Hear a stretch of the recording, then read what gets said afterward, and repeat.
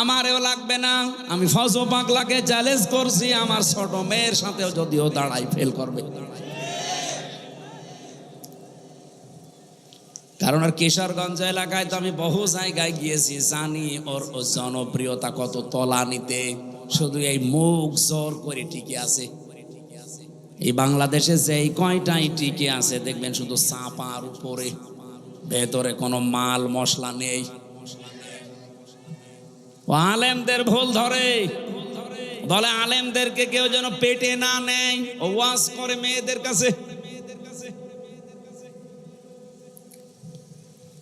এই যে ওর নামের ব্যাখ্যা যে লোকটা করেছে তাই এমনি করে নাই, ফতে ফালতো বর্গের যতে জাউরা, আর লতে আমি বললাম না লুচ্চা। নাউজুবিল্লাহ। কে যে বানিয়েছে আল্লাহ তার হায়াত দাও। একেবারে খাপের খাপ মমতাজের বাপ মিলে গেছে, কারণ ও যা করে তাই। আমি এত বলতাম না, আশা করছি আগামী থেকেও যেন আর ফজু পাগলা না হয়। কারণ এখনো অনেকেই ভাইরাল হওয়ার ধান্দায় ফজু হতে ব্যস্ত, যে আমিও ফজু হব। এই জন্য চাপাবাজি করা, গলাবাজি করা বাদ দেন। বাস্তবতা আপনি দেখেন, জিয়াউর রহমান কোথায় ছিলেন আর আপনারা কোথায় আছেন? ডাকসুর মতো জায়গায়, জাকসুর মতো জায়গায়, যেখানে গলা উঁচু করে ইসলামের পক্ষে কথা বলা কঠিন ছিল, সেখানে ছাত্র দল মাত্র পেয়েছে 5,000 কয়েকটা ভোট, অথচ ছাত্র শিবির পেয়েছে 14,500, প্রায় 3 ডবল। আপনি টের পাচ্ছেন কোথায় পৌঁছিয়েছে তারা? আচ্ছা, জাকসু কোনো ব্যাপার না। জাতীয় নির্বাচন, কোন নির্বাচনে আপনারা এগিয়ে যেতে পারবেন না, কারণ আপনাকে ডোবাতে বহু মানুষ অলরেডি দেখেন, নয়নের মতো মানুষ। আর বাকি আমি নাম নিলাম না। দেশে এমনিতে পরিবর্তন আসছে। গত পরশুদিনও আমি ছিলাম কুষ্টিয়াতে, 100 পরিবার হিন্দু, ওরা সব জোট বেঁধেছে, এবার আমরা দাঁড়ি পাল্লায় ভোট দেব।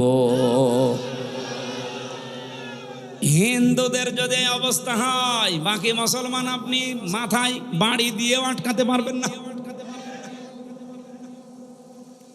জমান নামাজ পড়ে বের হচ্ছে কুষ্টিয়ার আবদালপুরে, এই যে কোরআন আমার সামনে, 18 জন এসে বলছে, হুজুর এতদিন ভ্রান্ত ধারণায় ছিলাম, শহীদ জিয়ার আদর্শ মানতাম, কিন্তু সেই আদর্শে এখন আর বিএনপি নেই। এখন দেখতে পাচ্ছি এরা ওই আদর্শ থেকে সরে বহু দূরে চলে গেছে। সুতরাং পৃথিবীতে যদিও আমরা ভ্রান্ত ধারণায় ছিলাম, যেই কয়দিন হায়াতে জিন্দিগিতে বেঁচে আছি, আল্লাহর দিন কায়েমের জন্য এখন আমরা চেষ্টা চালাবো। আপনি আপনার দলে আমাদেরকে নেন। আমি বললাম কালেমা পড়ানো লাগবে, বলছে না, কালেমা মুখস্থ আছে। এই দলে আসতে হলে তো অন্যান্য দলের মতো না, আপনাকে ফর্ম পূরণ করা লাগবে। 18 জনকে আমি নিজে নাম ঘোষণা দিয়ে দিয়ে ফর্ম পূরণ করিয়ে এসেছি। বাংলাদেশের 630টা থানা, কম বেশি আমি সব জায়গায় কিন্তু যাচ্ছি। একটা জোয়ার উঠে পড়েছে এই ডাকসু নির্বাচনের পরে। অনেকেই যাদের বিবেক একটু নাড়া দেয়, ওরা বলছে ওই চাপাবাজদের, সাদাবাজদের সাথে আর নেই।